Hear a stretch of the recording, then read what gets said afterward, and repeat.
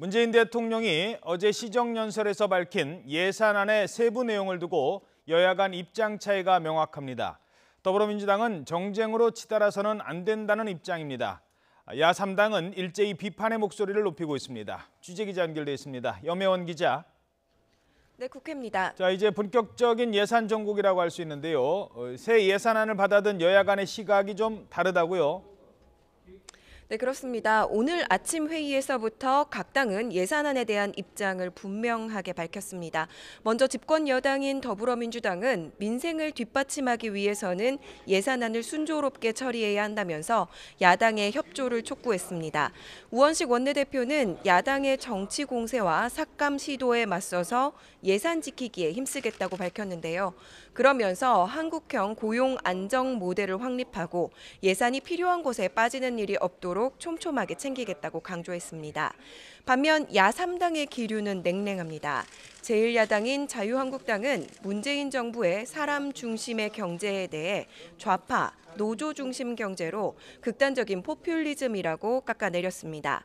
정우택 원내대표는 일단 퍼주고 세금을 올려서 국민을 울리는 예산안이라고 표현하기도 했는데요.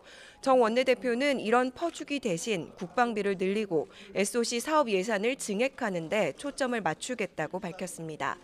국민의당도 문 대통령이 하고 싶은 말만 원론적으로 나열했다고 비판했는데요. 김동철 원내대표는 전문가들도 안 된다고 한 소득주도 성장론을 끝까지 고집하고 국민 혈세로 만드는 공무원 일자리에 집착하고 있다고 꼬집었습니다. 바른정당 주호영 원내대표는 안보와 성장, 통합이 현재 국가 운영에 가장 필요한 방안인데 시정연설에서 납득할 만한 말이 아무것도 없었다고 지적했습니다. 또 이 홍종학 중소벤처부 장관, 연일 야당의 비판이 쏟아지고 있죠. 네, 그렇습니다. 야당의 비판 수위가 날이 갈수록 높아지고 있습니다. 홍종학 후보자가 자진 사퇴하거나 청와대가 지명 철회를 해야 한다는 건데요. 자유한국당 정우택 원내대표는 집권 6개월 동안 초대 내각 인선도 마무리 못한 문재인 대통령이 국민에게 사과는커녕 시정연설에서 한마디 언급도 없었다고 지적했습니다. 그러면서 홍종학 후보자에 대한 새로운 의혹이 계속 제기되고 있는데도 청와대는 재산 형성 과정이 상식적이라는 말만 되풀이하고 있다고 비판했습니다.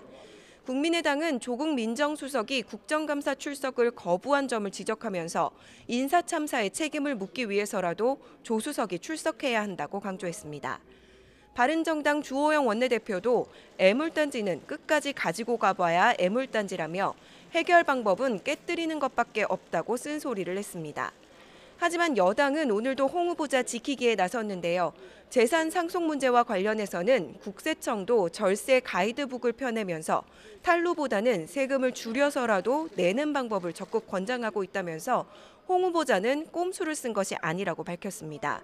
또 홍 후보자는 방송에서 경제 프로그램을 진행하고 의원 시절에도 경제 민주화 전도사로 4년 동안 최우수 의원으로 활동했다면서 중소벤처기업부 장관으로서 적임자라고 강조했습니다. 지금까지 국회에서 YTN 염혜원입니다.